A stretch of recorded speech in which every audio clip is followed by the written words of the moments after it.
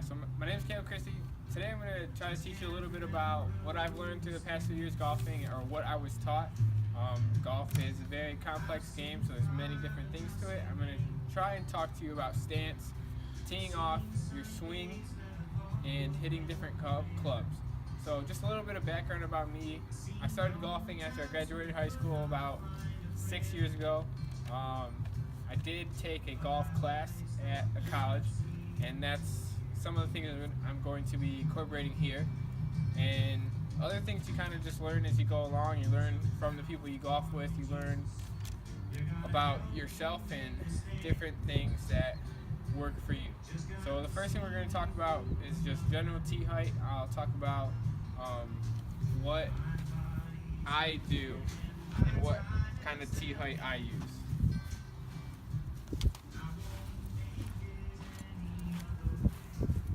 So for your different clubs, there's going to be different tee heights. So first things first, for a driver, what I was taught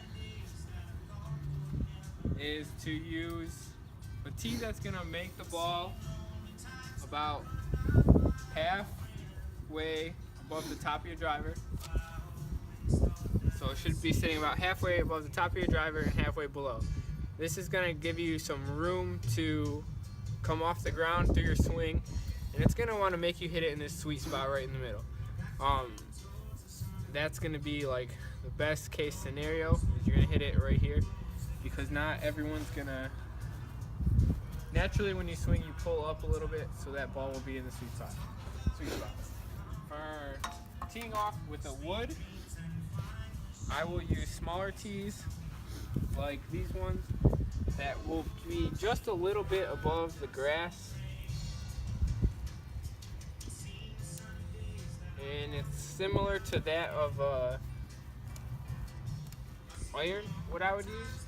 A lot of people may just hit woods off the ground or irons off the ground, but I'll usually get a little bit of lift just to protect myself. Kind of the same thing, you might want it a little bit lower than half and half, maybe 75% below the top of the club, 25% above. You don't have to use a tee when you're teeing off with a wood, but it helps me, and it helps maybe your beginning golfers who aren't used to the swing get the ball off the ground. And then the same thing for an iron. For par threes, for instance, many players will just hit the ball off the ground as it is, but I still kind of like a little bit of lift, so I use a tee that's just above flush with the ground, and it gives it just a little bit of lift to help me get under the ball and hit the ball a little better. So next we'll go into your stance. So everybody's swing is going to be different. I'm not going to talk a lot about swing. There's not one thing about swing that will make you good or bad, but there are a few things that will help you hit the ball better, hit the ball smoother. As you can see in pro golfers, there's not one swing that's the same. Everybody's swing is different, and the most important thing is making your swing work for you. But some general things is you want to have about a shoulder width, your feet shoulder width apart, roughly a little more. I go a little more, a little wider. You want to have your knees bent probably around 75 degrees, so it gives you a little bit of movement in them and you're not locked out. When you lay the club down, some people will have their arms straight. It really depends on your club length. My arms are a little bit bent before I swing.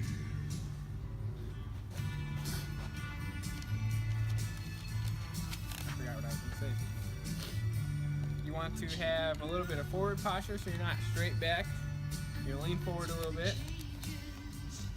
And then one of the most important things when you swing is that you watch the ball. When I was kind of being taught how to golf, my buddy actually taught me a lot of what I know now, is your eyes do not want to leave this ball.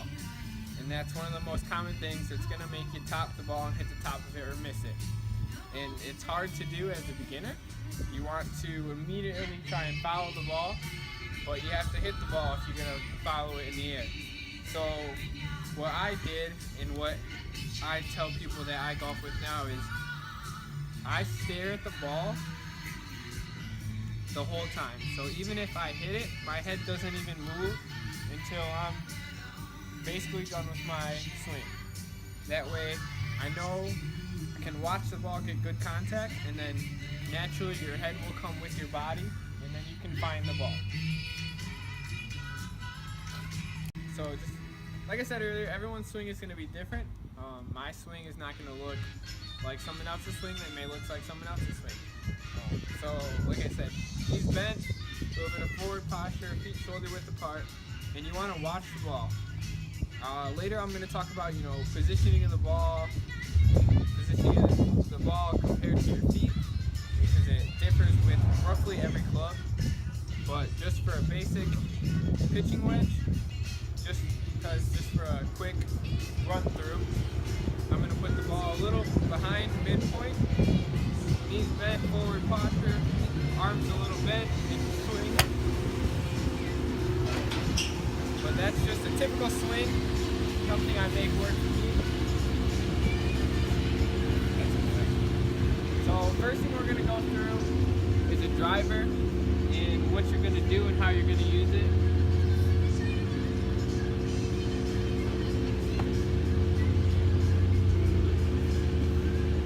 So your driver is going to be the main club, your first club you use on most par 4s and par 5s. It's probably the hardest club to hit, and the one that most people have problems with. I know I still have problems with hitting my driver. It's about the only one I do. So in terms of position, you're going to get in your stance, knees bent, forward posture. And what I was taught is that when you line up the ball with your club, you want it to be, the ball just to be inside your front foot. So you can kind of use the club to line it up. It's right inside my front foot, and that's just going to help you hit the ball. And then hitting your driver, you can always kind of change how you do it to modify your swing. It takes time to hit it right. It's, like I said, it's the hardest club to hit, but some quick changes for your beginner golfers. If you have problems getting your hips and your hands aligned, if you can turn the club over a little bit, rotate it a little bit, so your head comes in a little bit. This will help you kind of hit it straight sometimes if you're having problems slicing it. Or one thing I know I did last year is I would move my feet inward a little bit, and that would give me more time for my arms to catch up to my hips when I swing. So it would allow me to hit the ball with the club face straight instead of angled a little bit. So here's my driver swing. Like I said, knees bent, inside your front foot, arms a little bent. You're gonna bring your arms up first, and your hips kind of rotate back a little bit, and then you're gonna bring your hips forward and your arms forward at the same time, and follow through.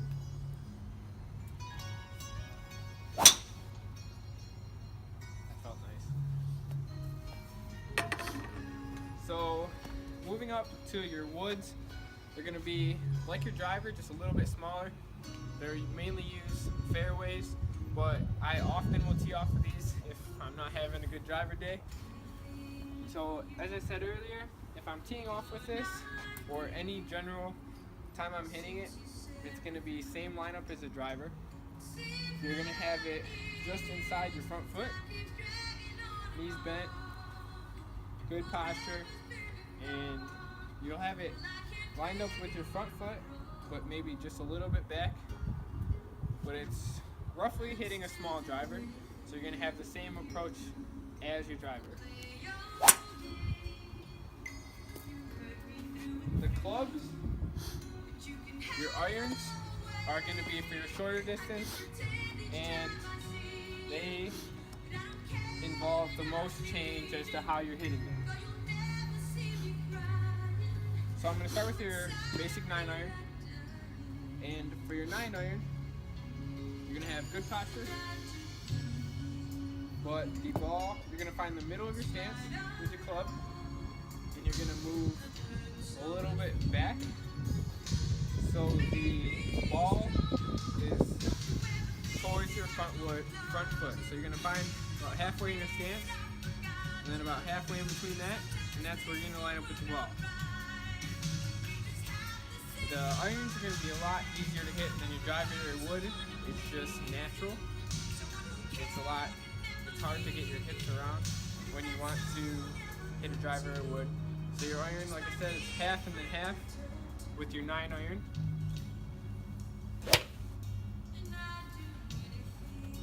And as you progressively move down, we're going to go to 8 next. And as you progressively move down, you're going to move the ball back towards the middle of your stance. The 8 iron, as we went half and half with 9, you're going to move it back probably about an inch, so you're just in front of mid-range. And then your 7 is going to be the mid-range. So your 8, find the half of that, and move back a little bit. Same thing as a 9 iron, bent knees, bent elbows, forward posture, watch the ball, hit it. Your 7s, the kind of the middle ground for me, I have it directly middle of my stance. So shoulder width, find the middle, and then that's where you want your ball to be compared to your stance. The 6, some players will have all the way down to 6, 5, 4, 3, 2 irons. I just carry down to 5 iron in my bag. So the next would be 6. After 7, you find halfway. And like the 8, instead of moving towards your front foot, you're going to move towards your back foot a little bit. So it's just past midline towards your back foot.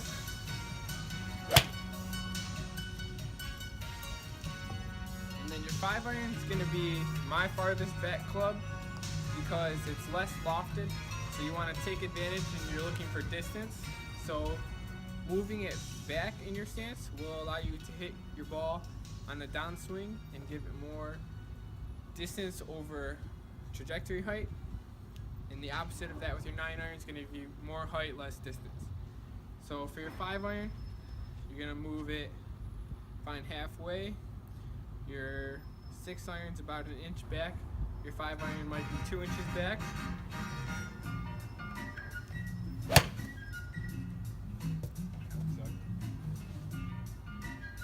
And then for your short game, there are a variety of pitching wedges, and there's many different ways you can hit them. I carry 3 wedges in my bags, a 52, a 56, and a 60 degrees, just so I can get anything under 120 yards to a good distance. For your short game, the one way I learned to do it is you want to take your legs out of it and just go arms. So put the ball back like you would hit a short iron like a 5 or a 6. You're going to move it towards your back foot and just swing with your arms.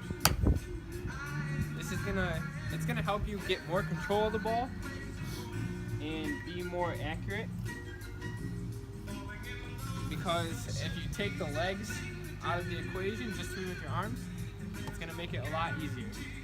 So this is gonna give you control and precision around the green.